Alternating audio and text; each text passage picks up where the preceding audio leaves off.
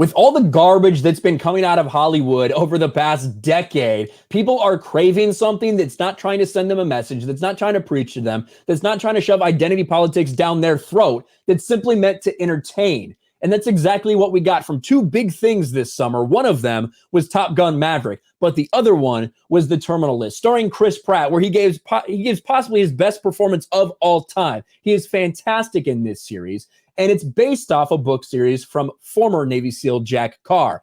Jack Carr tweets out this Daily Mail article.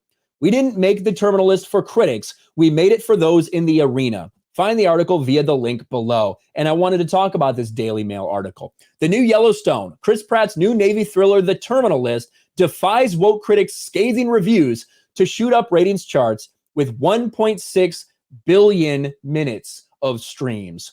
To put this in perspective, this was the #1 streaming thing on Amazon at a time where season 3 of The Boys, including the season 3 finale of The Boys, which was highly publicized and advertised, while that was going on, The Terminal List racked up more minutes viewed than The Boys. And the entire Boys series, while it only has 8 episodes and The Boys has 3 seasons at this point. That is massive for The Terminal List, and it shows just how much people are craving something that's not trying to send a political message. Because even though I do think The Boys is a good series, you can't get around the fact that, oh, do they take shots at both sides? I guess.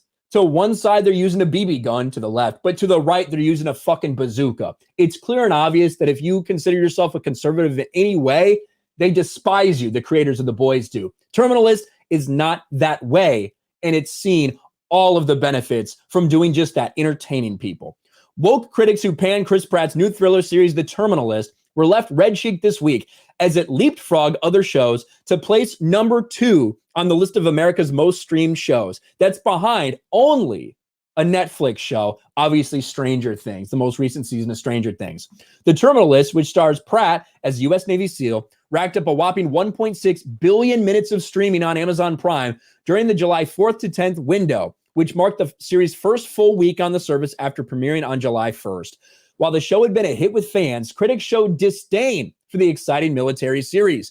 They included the Hollywood Reporter writer, who called it the entertainment equivalent of a charred hockey puck with the same limited range of flavor and aesthetics. Rotten Tomatoes, the critics gave it a 4, basically a 4 out of 10, a 40%, but a startling 94 out of 100 from viewers. The Terminal List looks set to follow in the footsteps of smash hit Yellowstone, which was ignored by critics but watched by millions to become America's most popular TV show. And we've talked about this so much. The critics hated it. The audiences absolutely loved it. And Jack Carr also spoke about this. We talked about this as well. While talking on Tucker Carlson, he says, it seems to have triggered quite a few of these critics, but we didn't make it for them. We made it for those in the arena. We made it for the soldier, sailor, airman, and Marine that went downrange to Iraq and Afghanistan, Carr, a former Navy SEAL, said. And they talk about how Yellowstone kind of failed to get talked about by a lot of critics, got snubbed for a lot of awards. Likely the Terminal List will as well, because it doesn't send the right message. They talk about all the stuff going on with Chris Pratt, but here are the numbers. The show trailed Netflix's sci-fi teen tale Stranger Things by a large margin, as the worldwide hit still led the pack with 4.8 billion minutes of viewership. That is a lot, but of course Netflix has so many more subscribers than Amazon does.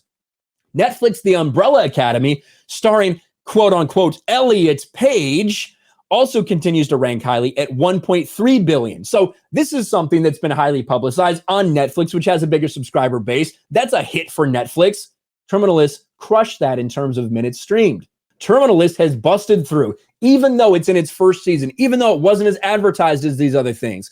It's sending a message to people that we don't need identity politics. We don't need the woke garbage. All we need is an entertaining story told from people who don't hate us for the way we think or the way we vote. And as I was sitting here editing this video, another article popped up about Chris Pratt and about Terminal List, because Chris Pratt, just like Jack Carr, isn't forgetting that the woke critics absolutely hated this, yet the audiences are loving it. Chris Pratt mocks woke critics of the Terminal List by touting audience stats, 1.6 billion minutes streamed so far. And indeed, he went over on his Instagram and posted not only the screen cap of this thing defying the woke critics, but also this meme.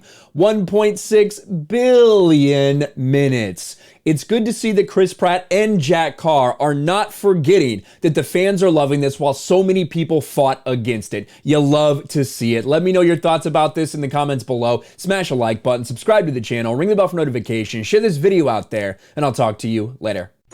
Thanks for watching, everyone, and a huge shout out to my patrons. I appreciate you guys so much. Want to follow me on Twitter or Instagram? Check out the description below. You'll find links to my P.O. box and my Patreon as well. And I'll talk to you guys later.